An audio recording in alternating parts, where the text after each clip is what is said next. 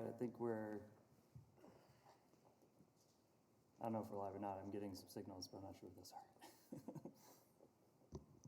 We're going to get really good at this technology. Are we good? We starting? Okay.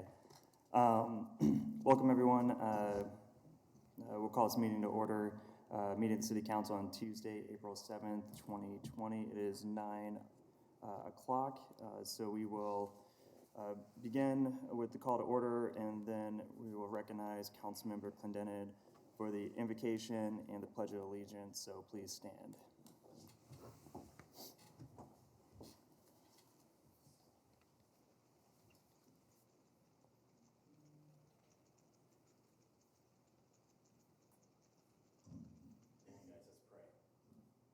Heavenly Father, we come to you today. We thank you for the honor and privilege to be here to serve the citizens of Wichita.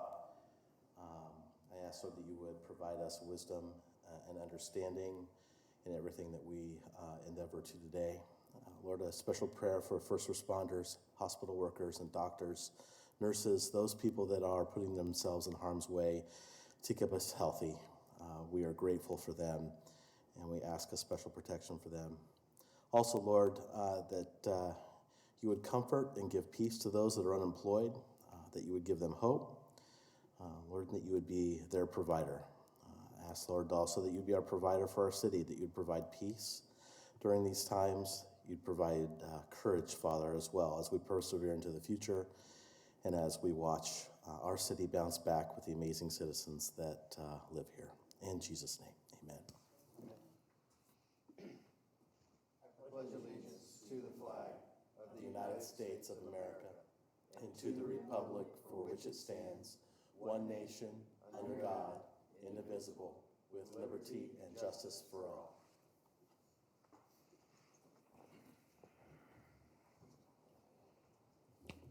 So for those of you who are watching online as this is streaming through YouTube, if you have comments on items, please type them in, and the clerk will relay any of those comments to us. With that, we will move on to the approval of minutes of the regular meeting from March 24th, 2020. Has every member had an opportunity to review the minutes? And if so, is there any suggested changes or amendments to the minutes? If none, then a motion to accept the minutes as printed will be in order, and I so make that motion. Second. Motion has been made and seconded to accept the minutes. Clerk will open the roll. Members will cast their vote.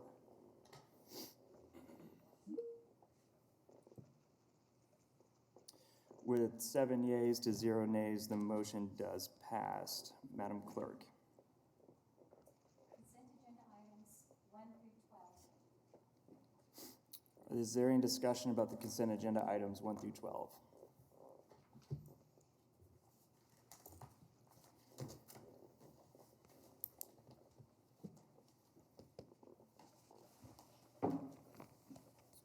If there is no discussion on consent agenda items 1 through 12 and no proposed changes, then a motion would be in order to pass consent agenda items 1 through 12. The chair so makes the motion. Second. Motion has been made and seconded to accept consent agenda items 1 through 12. Clerk will open the rolls. Members will cast their vote.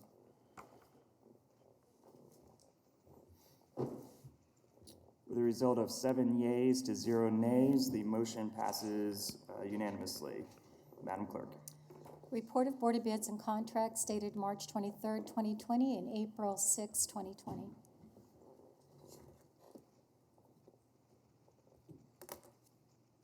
Manager, City of Wichita. Good morning. We have for engineering, we have lift station and force main to serve Pike Addition. Recommend McCullough Excavation for $1,375,085. For their sanitary sewer extension, Tide Newmark 5th Edition, McCullough Excavation, Group 1 and Group 2, and we negotiated Group 2 to the engineer's estimate of $14,505. Sanitary sewer improvements, Plainview Subdivision 1, Dutton Construction and Plumbing, $129,425.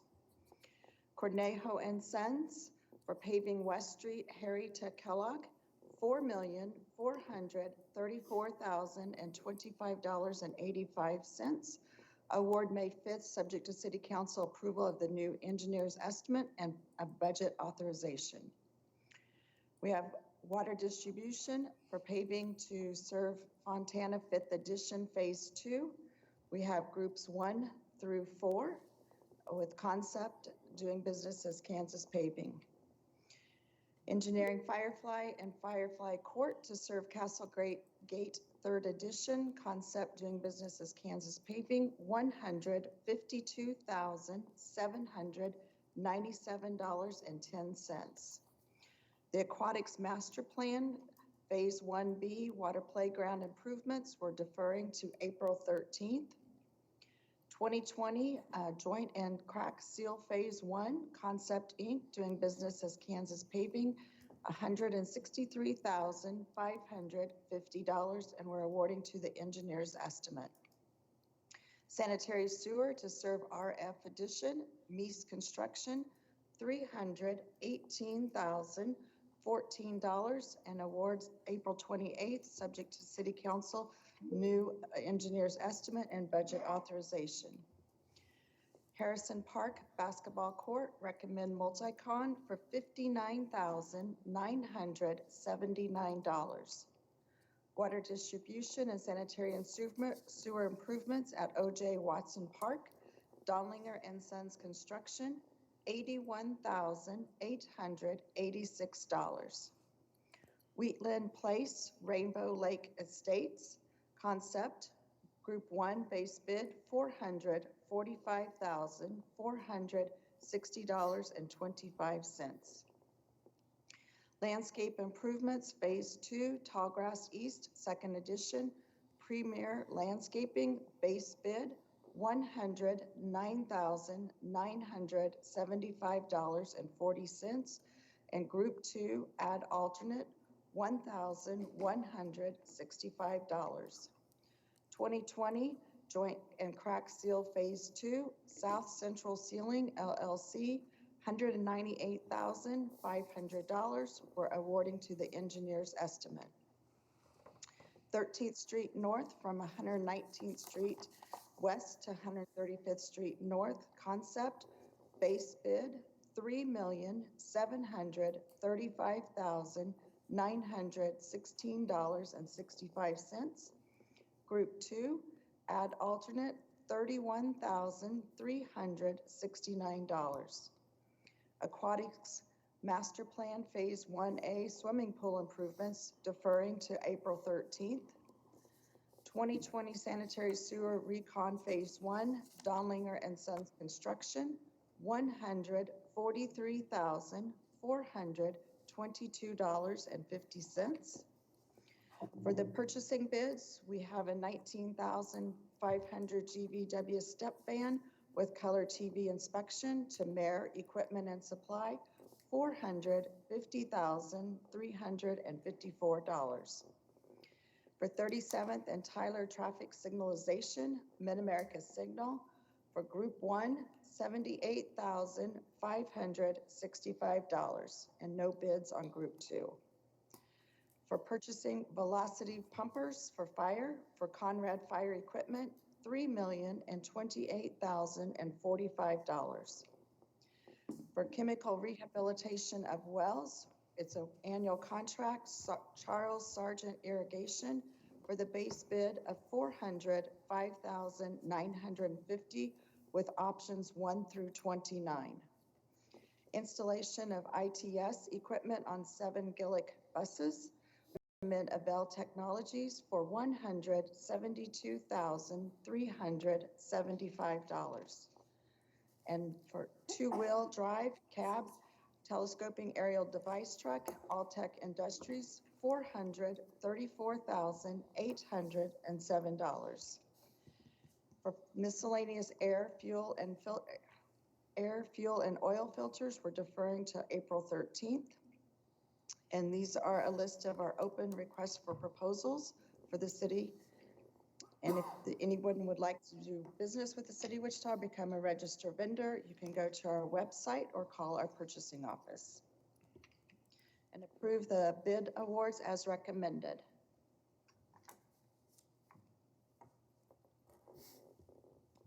Discussion on the agenda item.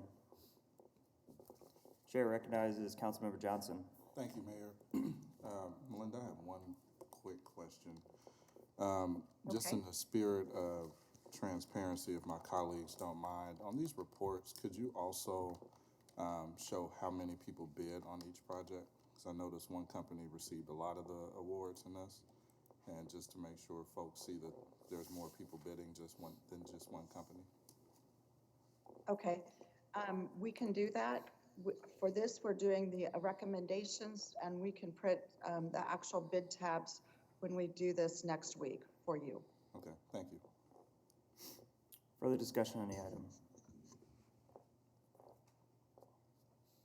If there is no further discussion, then we can make a motion to take staff's recommended actions. Second. Motion's been made and seconded. I was looking around because I wasn't sure if this was someone's particular district, but hopefully I didn't step on anyone's toes there. All right, motion's made and seconded. Is there any discussion on the motion? If not, the clerk will open up the roll. Members may cast their ballot or vote. Councilmember Clendenin, would you cast your vote, please? Yeah, apologize. Thanks. Thank you.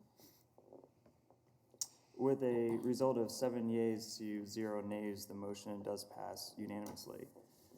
Take a point of personal privilege before we get into new council business and read a quick statement so that the public knows how they may interact during this time of COVID. So to try to limit the spread of COVID-19, we have closed City Hall to the public. The City of Wichita continues to provide essential public services, and City Council will continue to meet on Tuesday mornings with proper distancing and no more than 10 people in the council chambers at one time. To keep our meeting open to the public and to ensure that our meetings are accessible, council meetings will continue to be televised live on Channel 7 and also live streamed on YouTube. Meeting agendas are posted in advance on www.wichita.gov, and after the meetings, videos are made available at www.wichita.gov as well. We want to ensure that the public can still interact and participate in council meetings without being physically present. To submit a comment for the agenda item, please go to the city's YouTube page to access the live stream of this event and leave a comment on the video's chat feature. The procedure for executive session will be the same as usual, but we will recess into the city's first floor ballroom instead of the council conference room. The size of the ballroom will allow proper distancing. We will continue to return to council chambers after executive session. Returning to the agenda as printed, Madam Clerk. Water and sewer utility revenue bond sale.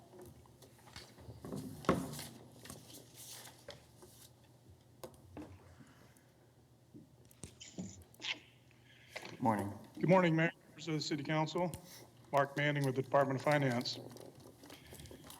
Today I want to present to you the results of our most recent water and sewer revenue bond sale.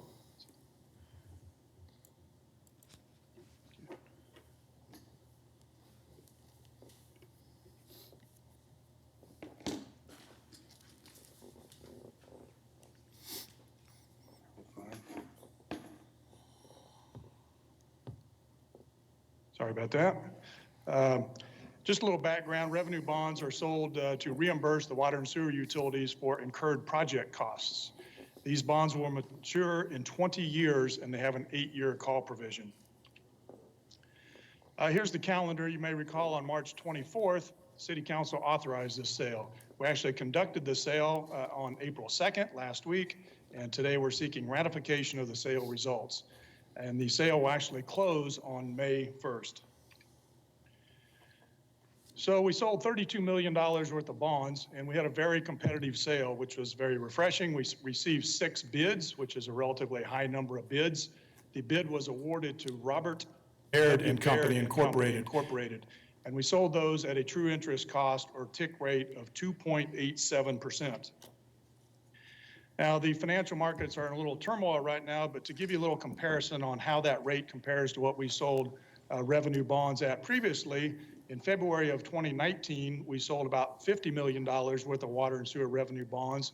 We actually sold them at a higher interest rate, 3.1%. And then if you go to the sale before that, which was on May of 2017, we sold at 2.98. So in other words, our rate this past week, we think was very competitive compared to our previous sales. So staff recommended action is to ratify the award of the bids and adopt the bond resolution ordinance and authorize the necessary signatures, and I'd be happy to answer any questions. Are there questions about this item?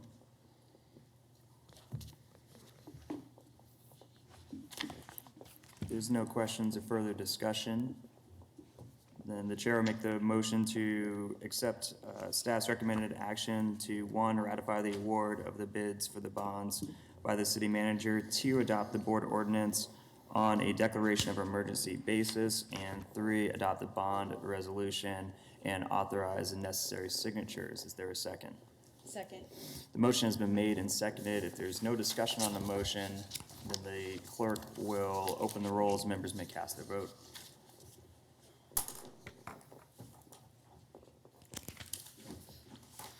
With a result of 7 yeas to 0 nays, the motion does pass. Madam Clerk. Emergency response to the COVID-19 pandemic.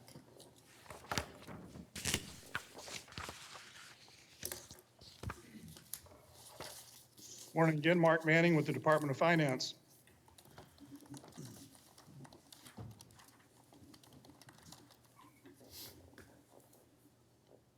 Make it really good with this technology by the time this is all over.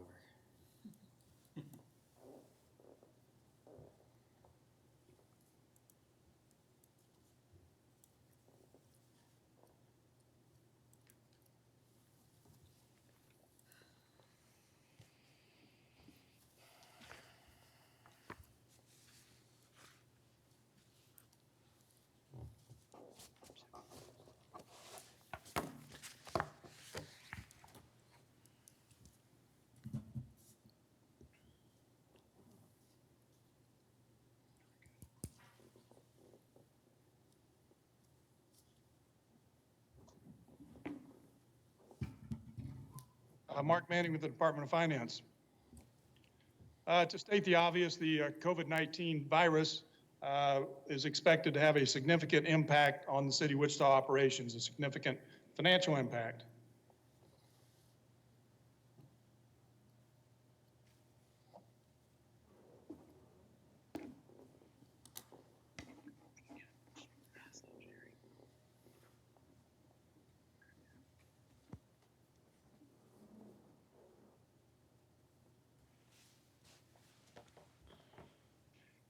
So we expect the virus to have a significant financial impact on the city of Wichita and impact city operations. What we've learned in previous federal declarations of disaster is one of the best things to do early on is to document all our expenditures in anticipation of federal reimbursement.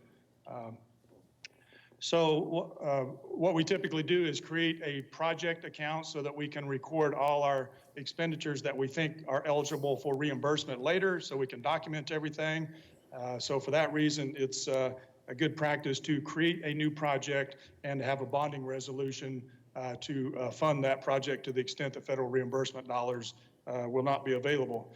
At this time, we really don't know what those expenditures are going to be, but we've estimated a very preliminary budget of $1 million, which is recommended.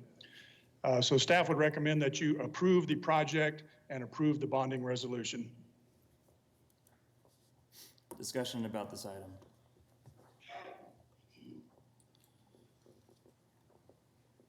I have a question. So just for clarification for those watching, this is taking $1 million and putting it into another account for the purpose of addressing the current COVID-19 situation. And the reason for that is to help with federal reimbursement, where if it's in its own account, it's going to be a lot easier for us to present that case if we're in a position where we qualify for reimbursement. Is that correct? Mayor, that is correct. Otherwise, we'd have expenditures scattered throughout the organization. It would be a lot harder to account for those when it came time for filing.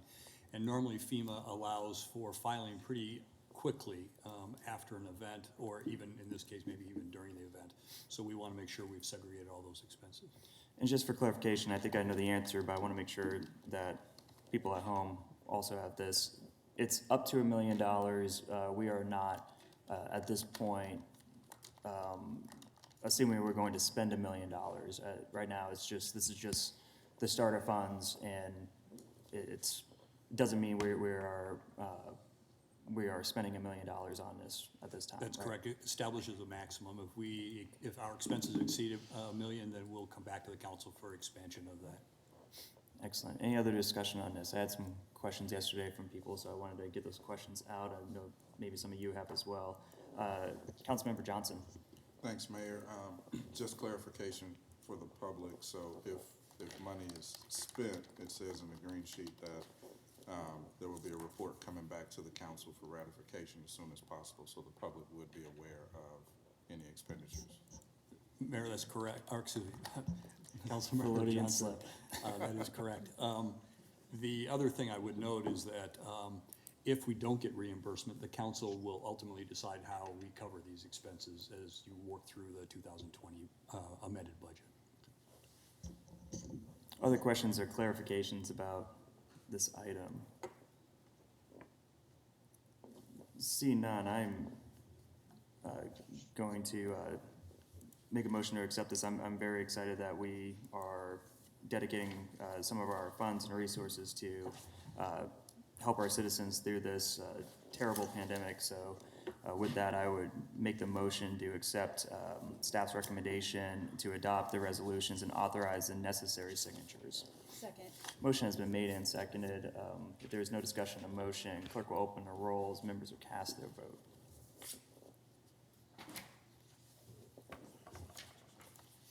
With the result of 7 yeas to 0 nays, the motion does pass unanimously. Madam Clerk.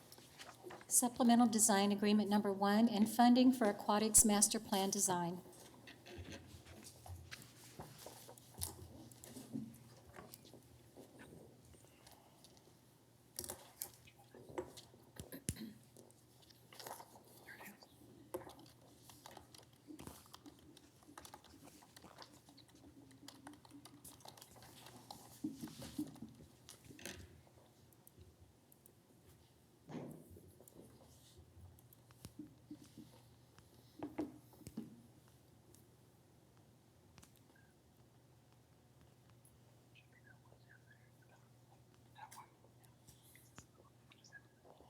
I love that they're whispering, but I don't know if they know the mics are hot and we can hear them anyways. Good morning, Mayor and Council members. Gary Jansen, Morning. Public Works Engineering. The item before you this morning is Supplemental Design Agreement Number 1 for Aquatics Master Plan Design. Just some quick history. Back in May of 2018, the City Council approved a design agreement with Water's Edge Aquatics Design for design of new splash pads and for the renovation of existing pools. And then October of last year, the City Council approved the current budget of $14,150,000. The number and location of aquatics features has changed during the concept design phase of this project. This supplemental agreement will add the design of College Hill Pool, which was not part of the original design agreement, and it helps us to obtain a survey for the College Hill and Manissa pools, which also were not included as part of the original design agreement. Scope also includes construction inspection services for Water's Edge to provide supplementary inspection to help with the city in that regard. The approved design contract currently is $1,081,000. Additional cost being requested today is $707,500. That's broken out to $117,500 for design and $590,000 for inspection. That $590,000 for inspection is for all 12 facilities, assuming that we will need their assistance on inspection as we go through the 6 pools and the 6 splash pads. That brings the total contract today to $1,788,500, which will be funded by the existing budget that I previously mentioned was approved by the council in October of 2019. This item, as you see, also had a request for approval of an additional $2,500,000 in budget authority from the 2020 CIP. Based on the bids that we received for phase one, that additional budget authority is not needed at this time. So our revised request to the council today is to recommend approval of supplemental design agreement number 1 only and authorize the necessary signatures, and to not take action on the $2.5 million budget request today. With that, I'd be happy to stand for any questions. Other questions on the item? Chair recognizes Vice Mayor Claycomb. Thank you. Gary, thanks a lot. Can you just remind us why the design of College Hill and these inspections weren't in the original budget?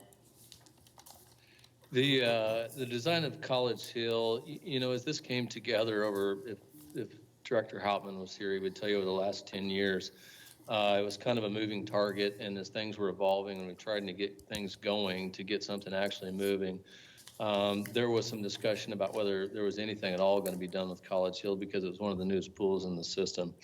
As we started moving forward to try to get something moving, especially on phase one, that's when we developed the original design contract with Water's Edge and had further discussion with College Hill going forward.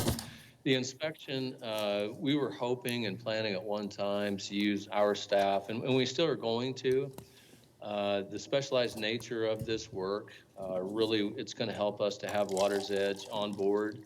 We're hoping to still do as much of the inspection as we can and save some of that cost, but we wanted to have that in place for when we need them, again, because there's a lot of things being done here that we don't do on a normal basis, and they have a lot more experience than we do when it comes to inspection of these facilities.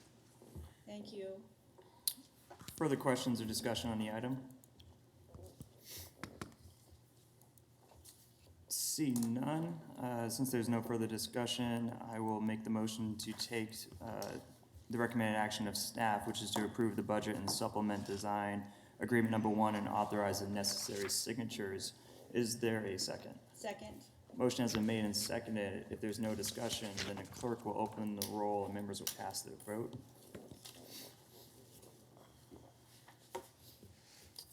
With a vote of 7 yeas to 0 nays, the motion does pass unanimously. Madam Clerk.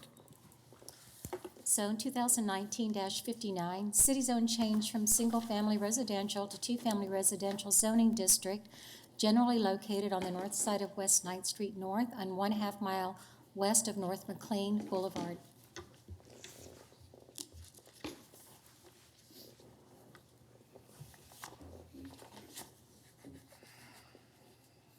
Good morning, Mayor and Council members. Scott Wadle from the Planning Department. Good morning. I'll provide a brief overview of the case, and then we'll turn it over to Dave Yearout from the Planning Department to address any questions.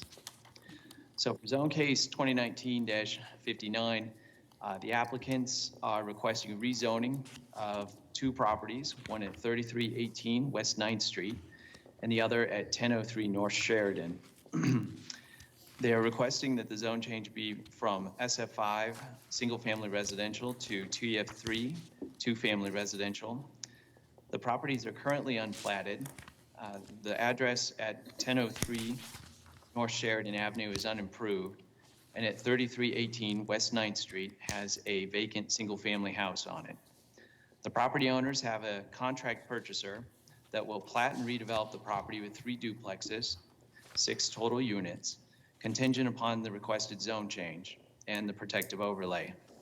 The protective overlay would allow all the uses allowed in TF3 zoning, would require that the lots be platted and limited to 3 duplexes for a total of 6 units, would require approval by the Planning Commission for any changes to the protective overlay, and would require that prior to the city publishing an ordinance establishing the zoning change, that the applicant would record with a document with the Register of Deeds indicating that the tract includes special conditions for development of the property. In terms of the context of the properties is north, south, east, and west of the subject site are zoned SF5 and developed with single-family residences. There is B multifamily zoning approximately 900 feet to the south, and limited industrial zoning 740 feet to the southwest. There is scattered TF3 zoning within 1,500 feet in all directions. On February 6th, the Planning Commission heard the proposed application and considered objections made by the public. The Planning Commission deferred action and requested the applicant to submit a new site plan with a protective overlay limiting the number of duplex buildings to 3. That motion passed 10-0. On February 20th, MAPC voted 9-1 to approve the zone change, and members of the public spoke in opposition at the MAPC meeting. The District Advisory Board 6 reviewed the request on February 3rd and recommended denial of the zone change 7-3. There were questions and opposition statements made from the audience. Valid protest petitions have been received for the requested zone change. The total percent of the valid protest area is 38.32%. The request requires a supermajority for approval of the zone change. And I'll go through the PowerPoint briefly before going back to the recommended action. So this map shows the zoning, which was described earlier, currently SF5. Here's the aerial of the properties. You can see that the one towards the east is undeveloped, and the one on the west has the single-family house on it. Here's the future growth concept map from the comprehensive plan. Here is the site plan for the 3 duplexes. And here are photos of the site. There's the house. There's the vacant lot.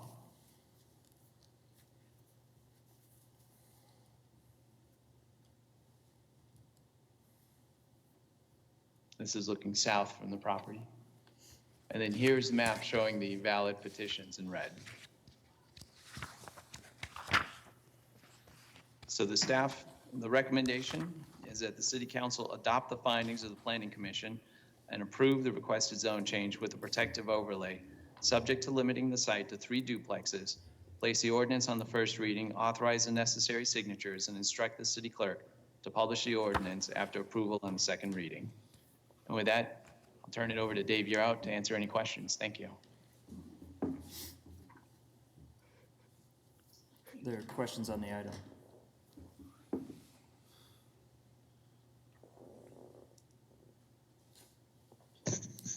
Good morning, Mayor and Commissioners, our council members.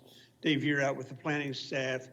In addition to options before you, as is standard in a zoning case, your issue initially is to consider acting upon the recommendation of the Planning Commission. If you do not agree with that, you have the option to, by a higher vote, deny the request, or you can return it to the Planning Commission for reconsideration. In doing so, you need to outline issues and standards which you wish to have reconsidered if you send it back. So with that, I'll answer any questions you may have.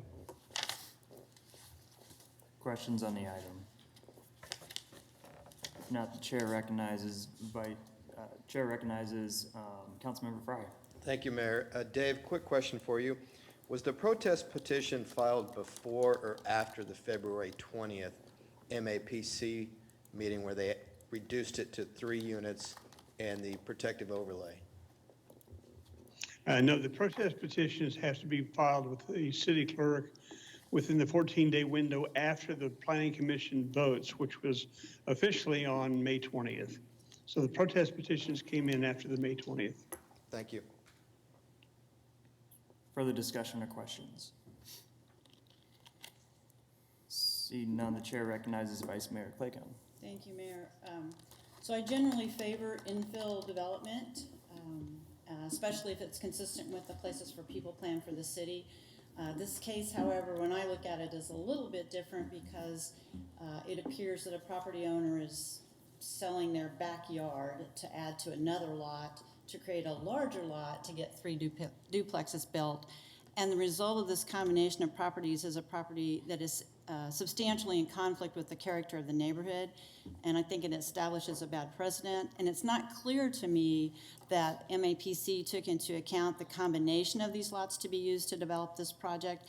And I'm not convinced this project is consistent with Places for People vision. So I move that case zone 2019-59 be returned to the Metropolitan Area Planning Commission for reconsideration to address adding conditions to the protective overlay to require development and construction standards be applicable to the proposed duplexes more consistent with the vision discussed in the Places for People plan for the city of Wichita, aimed at mitigating and reducing potential impacts of the duplexes in an established single-family residential neighborhood and maintain more of the character of the neighborhood. This would require 4 out of 7 votes. Is there discussion on the motion? Second. Discussion with, sorry, there's a second by Councilmember Johnson, and discussion by Councilmember Bluebog. Thank you very much. Dave, can you tell us, are there other duplexes in this neighborhood, and where exactly are they at?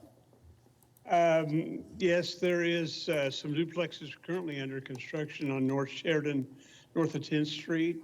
So they're about a block and a half away from this particular site.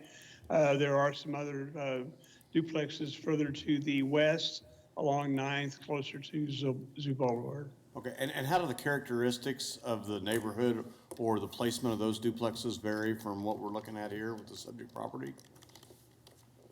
The ones that are under construction on North Sheridan are very similar to what are proposed by the developer. The homes in the area are a mixture of single-family homes, many of them with single-car attached garages, garages that front the street. There are not many of these particular homes that have garages in the rear. However, the house at 9th and Sheridan, the 1003 North Sheridan, has a detached streetcar garage sitting west of the house on the west end of their property. So it's a little bit of a mixture. The idea was with the additional standards that are envisioned coming out of the Places for People plan, we might be able to address some design criteria consistent with trying to mitigate impacts where the protests that were coming from the neighbors were feeling that this was just introducing too much of a change to the character of the neighborhood. Okay, can you give me the specifics in how it's inconsistent with the People of Places design or Places for People plan envisions, one, allowing infill development, including the idea of introducing two-family dwellings into single-family neighborhoods, but it addresses the design criteria in terms of trying to design the dwelling units to be more consistent in appearance and overall character with the homes that are already in the neighborhood. In other words, not to be garishly different than what they might be currently proposed. So it's an attempt to try to bring some design features, facade treatments to the homes so that the impacts are mitigated, at least in the appearance of or feeling of the neighbors. Okay, thank you. Further discussion on this item. So just for those who might be following along at home, there are 3 motions that could go forward with this. The approval of the second reading would require 6 out of 7 votes. The denial of the zone change would require 5 out of 7 votes. The return the case to the MAPC requires 4 out of 7 votes. That is the motion that has been made. Therefore, if there is no further discussion on the said motion, clerk will open the roll. Members may cast their vote. Is there a second?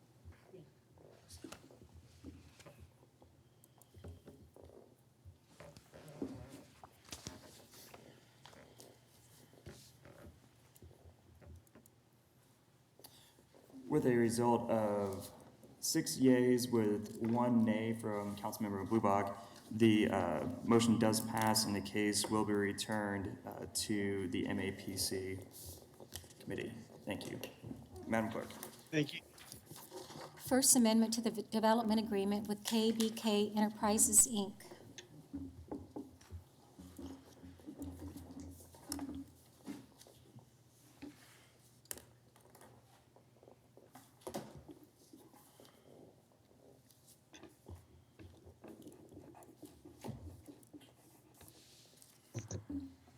Well, good morning, Mayor and Council.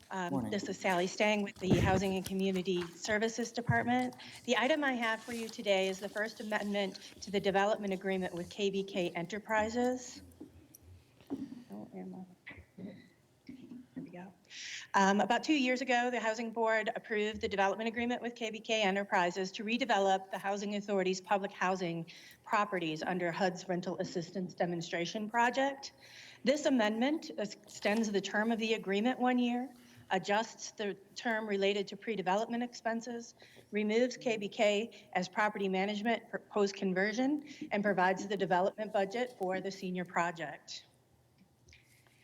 As we've discussed previously, there have been a myriad of project delays related to inadequate rents to support the debt service, the withdrawal of Bank of America's letter of intent as investor, difficulty securing new investors, regulatory delays related to lead paint and opportunity zones.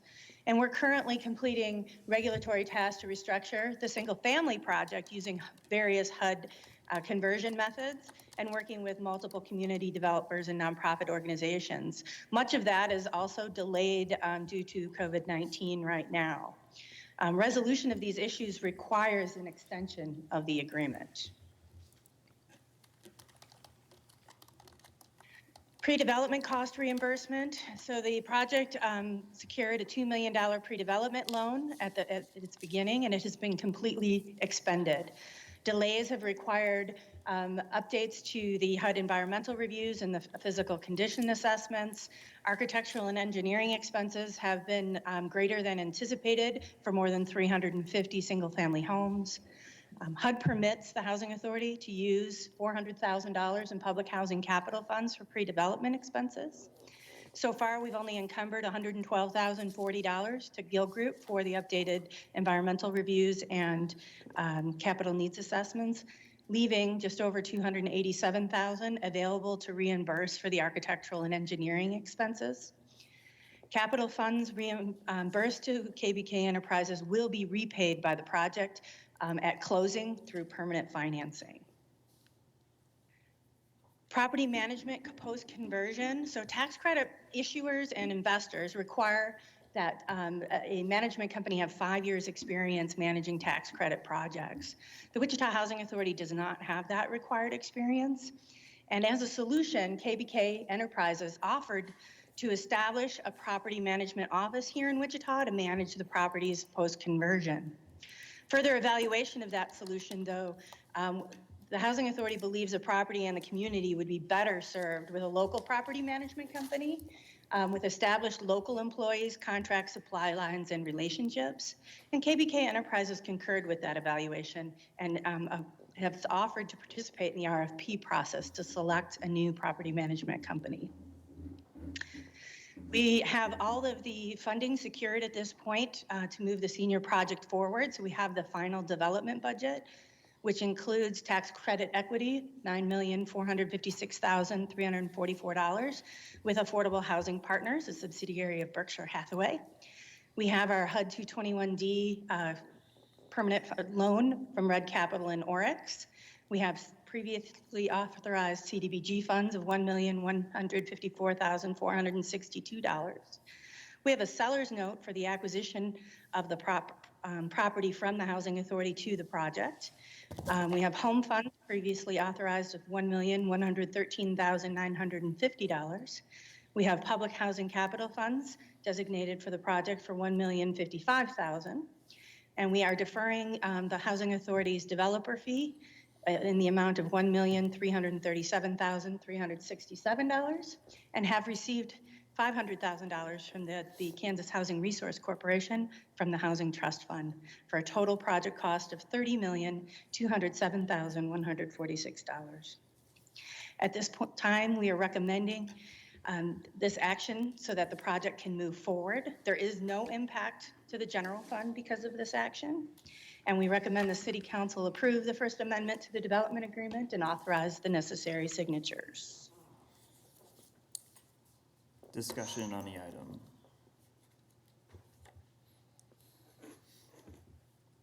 If there's no discussion, then I will make the motion to recommend, to approve recommended action of staff, which is to approve the First Amendment to the development agreement with KBK Enterprise and authorize the necessary signatures. Is there a second?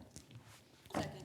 Motion has been made and seconded by Vice Mayor Claycomb. Clerk will open the roll. Members will cast their vote.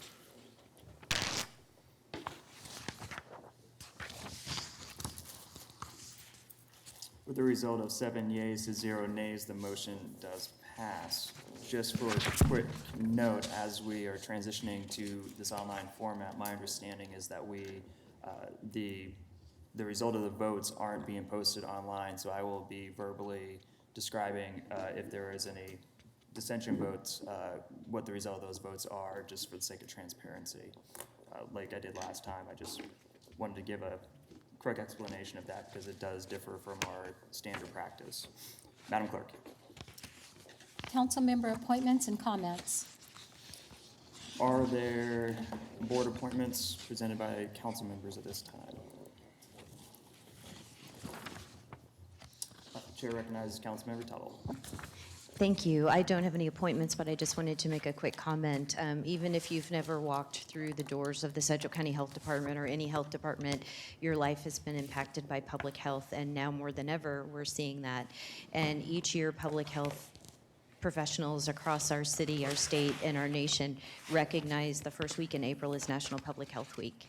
And in Wichita, really, for probably 15 or 20 years, we've celebrated National Public Health Week. And this week seems especially timely this year with everything that's going on. All of the celebrations and events have been canceled, but we'll try and do something later, definitely. But public health is air quality, water quality, access to healthy foods, affordable housing, active transportation, chronic disease, and definitely, as we're seeing now, communicable disease. So if you get the opportunity to please thank a public health professional in our community, especially at the Sedgwick County Health Department during this week, it would be greatly appreciated. Thank you. Other comments? Councilmember Johnson. Thanks, Mayor. Shameless plug. I want to thank transit staff for the masks. Heard they worked on these and we have them, so thank you to the staff that put these together. That's all. Other announcements? I have two. First, I want to thank the people whose jobs have become much more dangerous but are definitely necessary, and that's the people who are working in the water, sewer, and trash within our city.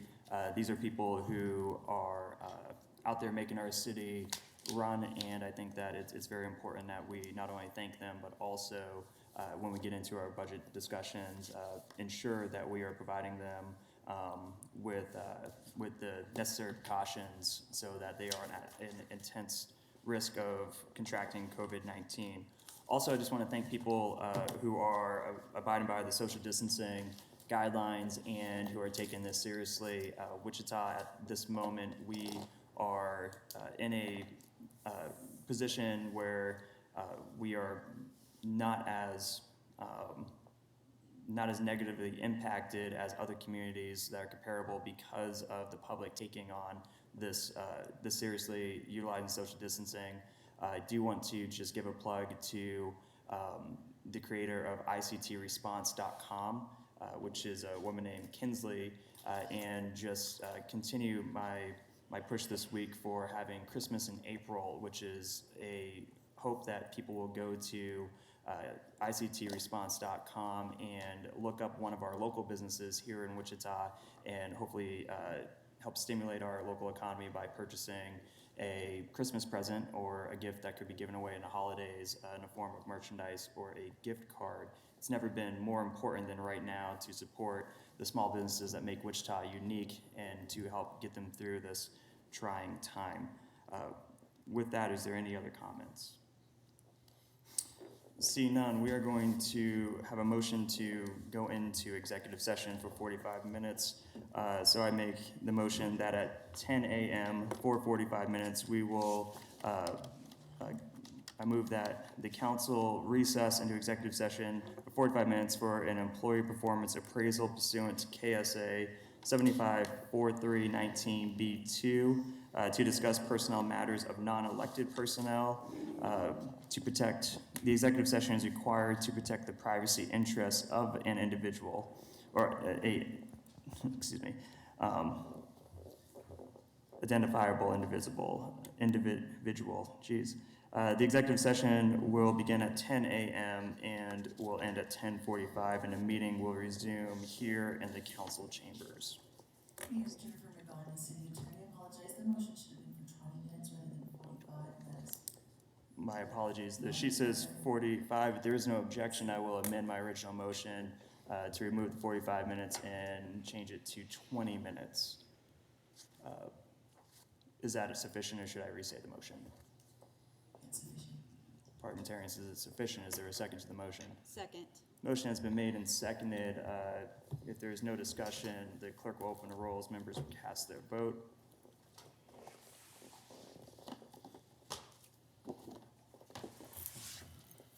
With 7 yeas to 0 nays, at 10 o'clock, we will be in executive session for 20 minutes.